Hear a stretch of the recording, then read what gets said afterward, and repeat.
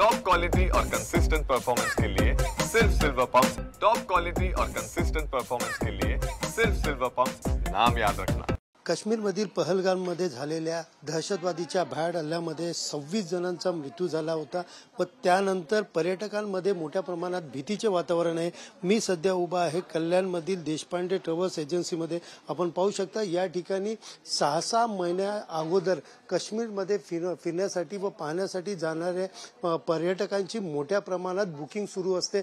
मात्र आता या पर्यटकांकडनं ही बुकिंग जी आहे ती रद्द करण्यात येत आहेत। अनेक जणांचे फोन येऊन बुकिंग जी आहे ती रद्द करा अशी मागणी देखील केली जात आहे। आपण पाहू शकता या ठिकाणी एक मोठी टीम या ठिकाणी बसलेली आहे आणि सकाळपासून संध्याकाळपर्यंत आपले बुक केलेले जे ट्रॅव्हल्स एजन्सी असतील किंवा आपला त्या ठिकाणी जाणारे पर्यटक जे आहेत त्यांनी आपला सहल जी आहे ती रद्द करण्यासाठी या ठिकाणी फोन करण्यास सुरुवात केलेली आहे। एकंदरीत पर्यटकांमध्ये मोठं भीतीचं वातावरण आहे। नेमकं या ठिकाणी महिन्यामध्ये कितीची बुकिंग होते व कशा पद्धतीची पर्यटकांमध्ये भीतीचं वातावरण आहे आपण हे जाणून घेऊया। आपल्यासोबत या ठिकाणी देशपांडे ट्रॅव्हल्सचे जे मालक आहेत ते आपल्या बरोबर आहेत।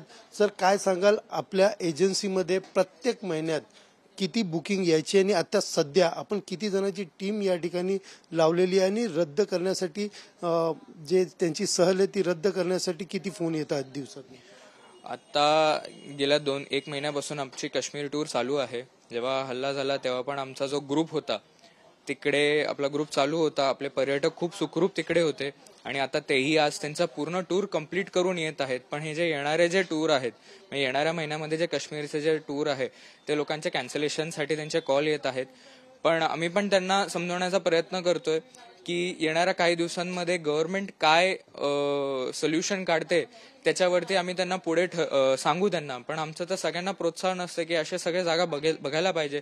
बाकी आमची टीम तर आहेच तिकडे काश्मीरमध्ये, आमची 6 लोकांची टीम आहे जी प्रत्येक ग्रुपला मॅनेज करते।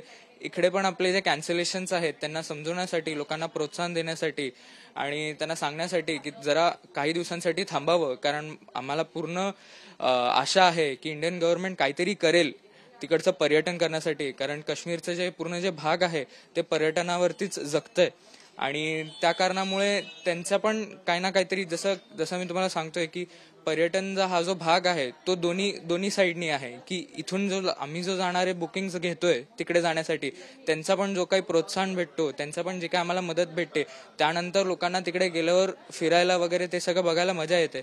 तर आता कॅन्सलेशन्स तर कॉल वाचतायत, पण आम्ही त्यांना सगळ्यांना समजवतोय येणाऱ्या काही दिवसांमध्ये साधारण 150 बुकिंग्स आहेत, त्या 150 लोकांना पण आम्हाला समजवण्याचं काम चालू आहे। बाकी इंडियन गव्हर्नमेंटवरती आहे ते काय करणार त्याच्यावरती आम्ही पुढे डिसिजन घेऊ। एकंदरीत आपण किती महिन्या अगोदर पासून बुकिंग घेतो? अनेक जणांनी बुकिंग केली असतील।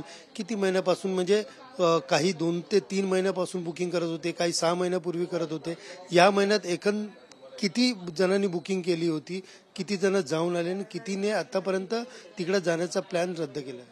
लोक कमीत कमी 4-4, 3-3 महिन्या आधीपासून बुक करतात आणि आता सध्या एक्झाम्स पण संपलेले आहेत। जे उन्हाळ्याची सुट्टी लागली तर उन्हाळ्याची सुट्टी जशी लागली आहे पोरांना, त्यानंतर पर्यटनामध्ये जी वाढ झालेली ती अचानकच कमी झालेली आहे, कारण लोक आता तिकडे जायला घाबरतायत।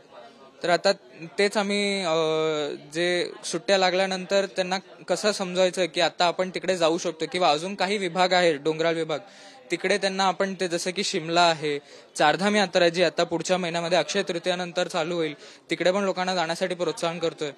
मग आता बघू काय डिसिजन निघतोय आपल्याला आणि त्यापुढे मग काश्मीरमध्ये पण कसे कंटिन्युएशन येत आहेत। बाकी काश्मीरसाठी पण हल्ला होण्याच्या 1 दिवस आधी पण चांगले कॉल्स येत होते, कारण एक्झाम्स आत्ताच संपलेले आहेत आणि त्यानंतर एकदमच कमी झालेले आहेत। ज्या लोकांनी इंटरेस्ट दाखवलेला त्यांचा पण इंटरेस्ट तिकडनं भीतीमुळे निघून गेलेला आहे। एकंदरीत पाहायला गेलं तर ज्या पद्धतीने पहलगाम या ठिकाणी जो पर्यटकांवरती पहिल्यांदाच असा हल्ला झाला होता, यानंतर पर्यटकांमध्ये मोठ्या भीतीचं वातावरण आहे।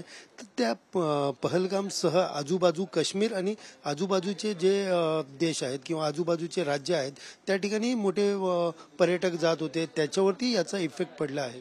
भरपूर भरपूर भरपूर जसे की बघू शकता तुम्ही की जो डोंगराळ भाग आहे, डोंगराळ भाग भारतासारखे डोंगर कुठेच नाहीयेत। जसे की आपला हा जो हिमालयाचा जो आपल्याला भेटलेला आहे, जो भारताला लाभलेला आहे हिमालयाचे डोंगर, ते बघण्यासारखे आहेत. ते पूर्ण विश्वात कुठेच नाही आहेत. तर तिकडे पण लोक जायला घाबरत आहेत. पण माझं असं म्हणणं आहे की ते घाबरू नये, कारण गव्हर्नमेंटनी सगळीकडे त्यांची सुविधा केलेली आहेत. तिकडचे असे खूप सारे जागा आहेत जिथे पर्यटनाशिवाय तिकडे त्यांना रोजगार नाहीये. तर ते पर्यटनावरती रोज नवीन नवीन काही ना काहीतरी डेव्हलपमेंट करत राहतात. तर लोक दुसरीकडे पण जायला घाबरत आहेत. पण सगळ्यांना प्रोत्साहन हाच आहे, जर इकडे पण जर काश्मीरमध्ये जर अशा डोंगराळ भागांमध्ये जर काश्मीरचे आपले जे काही झालं, त्यानंतर गव्हर्नमेंटने त्यांचे फोर्सेस वाढवलेत आता तरी, आणि ते अजून पण पुढे जे काही डेव्हलपमेंट करतील तर बाकीच्या भागांमध्ये पण ते जायला घाबरत आहेत. तर ते घाबरू नये माझं असं म्हणणं आहे, कारण तिकडे ऑलरेडी त्यांचा रोजगार हा पर्यटनावरतीच आहे आणि तिकडे आपण सेफली जाऊ शकतो. हे आज टुरिझम इंडस्ट्री आम्ही 25 वर्षापासून चालवतोय, तर आमच्या एक्सपिरियन्सच्या हिशोबाने तरी लोकांनी ही ऑपॉर्च्युनिटी आणि हे मिस नाही केलं पाहिजे. गेले 5 दिवसापासून ज्या वेळेला ही घटना घडली तेव्हापासून आतापर्यंत किती जणांनी रद्द केल्यात आणि तुमच्यासारखी परिस्थिती अनेक ट्रॅव्हल्स एजन्सीवरतीच आहेत? हो, अशी परिस्थिती प्रत्येक छोट्या ते मोठ्या ज्या लोकांनी पण काश्मीरमध्ये बुकिंग केलेली त्यांची परिस्थिती हीच आहे. कारण जसे लोक 3-3 महिन्याआधी बुक करतात आमच्याकडे, तसं आम्ही 6-6 महिन्याआधी हॉटेल्स, गाड्या, तिकडचे जे काही सर्व्हिसेस असतात ते आम्ही बुक करतो. तर जोपर्यंत आम्हाला त्यांच्याकडनं पण काही कॅन्सलेशन्स भेटत नाही, की तिकडनं काही रद्द होतंय, कारण त्यांचा पण रोजगार त्याच्यावरतीच आहे, तर तिकडनं जोपर्यंत कॅन्सलेशन्स येत नाही तोपर्यंत आम्ही पण पुढे काही करू नाही शकत. तर आमचे पण हात बांधलेले असतात त्या कारणामुळे. दुसरीकडे पाहायला गेलं तर आता तुम्हाला जे कॉल्स येतात नेमकं त्यांचं काय म्हणणं आहे? म्हणजे या घटनेमुळेच कुठेतरी भीतीचं वातावरण आहे, आमचे पैसे परत द्या, अशी काय नेमकं तुमच्याशी तीच भीती आहे लोकांचं. तेच म्हणणं आहे की पुढच्या येणाऱ्या दिवसांमध्ये जर काही डेव्हलपमेंट झाली तर ठीक, नाहीतर त्यांचं असं म्हणणं आहे की आम्हाला जायचंच नाही, कारण त्यांना भीती वाटते. तुम्ही एक ट्रॅव्हल्स एजन्सी म्हणून शासनाकडे काय मागणी कराल आणि पर्यटकांच्या ठिकाणी कशा प्रकारची सुरक्षा वगैरेची तुम्ही मागणी कराल? हे बघा, आमचं जे टुरिझम आहे देशपांडे टूर्स, तर त्याच्यामध्ये एवढ्या वर्षांपासून आम्ही 25 वर्षापासून आहोत. तर आम्ही जे बघितलंय त्या हिशोबाने बाकी सगळीकडे तर त्यांचे फोर्सेस आहेतच. 2019 मध्ये 370 हटवल्यानंतर लोकांना अजून तिकडे काश्मीरमध्ये जाण्यासाठी प्रोत्साहन भेटलेलं, अमरनाथ यात्रा करायला भेटलेली त्यांना. मग त्यानंतर थोडेसे फोर्सेस जे होते जे टुरिस्ट स्पॉटला, कारण टुरिस्ट स्पॉटला पण लोकांना जिथे फोर्सेस आहेत तिथे जायला भीती वाटायची, मग आता त्या कारणामुळे पण ती कमी झालेली असावी.